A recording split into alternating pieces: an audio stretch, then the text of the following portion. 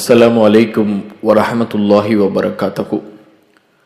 இஷா தொழுகை எதுவரைக்கும் நாம் அந்த தொழுகையை தொழுது கொள்ளலாம், அதற்குரிய நேரம் என்ன என்பதை இப்பொழுது நாம் பார்க்கலாம். அருமை சகோதரர்களே, அல்லாஹு ரப்புல் ஆலமீன் 4வது அத்தியாயம் 103வது வசனத்திலே நம்பிக்கை கொண்டோர் மீது தொழுகை நேரம் குறிப்பிட்டபடி கடமையாக்கப்பட்டுள்ளது. ஆக அருமை சகோதரர்களே, நேரம் குறிப்பிட்டபடி என்றால் நபிகள் நாயகம் ஸல்லல்லாஹு அலைஹி வஸல்லம் அவர்கள் சொல்லக்கூடிய செய்தியை அப்துல்லா பின் அம்ர் ரலியல்லாஹு அன்ஹு அவர்கள் அறிவிக்கின்றார்கள். முஸ்லிம் என்கின்ற நபிமொழி தொகுப்பிலே 1074வது ஹதீஸாக, இஷா தொழுகையின் நேரம் இரவின் பாதி வரை உண்டு என்றார்கள் நபிகள் நாயகம் ஸல்லல்லாஹு அலைஹி வஸல்லம் அவர்கள்.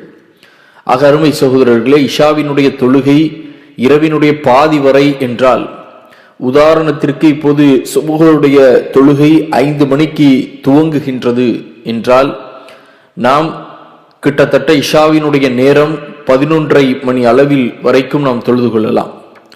அதே போல இதை தாண்டி நாம் இஷா தொழுகையை மறந்து விட்டோம் என்றால், புகாரிலே 597வது ஹதீஸாக அனஸ் ரலியல்லாஹு அன்ஹு அவர்கள் அறிவிக்கின்றார்கள். நபி ஸல்லல்லாஹு அலைஹி வஸல்லம் அவர்கள் கூறினார்கள், யாரேனும் ஒரு தொழுகையை மறந்துவிட்டால் நினைவு வந்ததும் அவர் அதை தொழட்டும், இதை தவிர வேறு பரிகாரம் ஏதுமில்லை என்றார்கள்.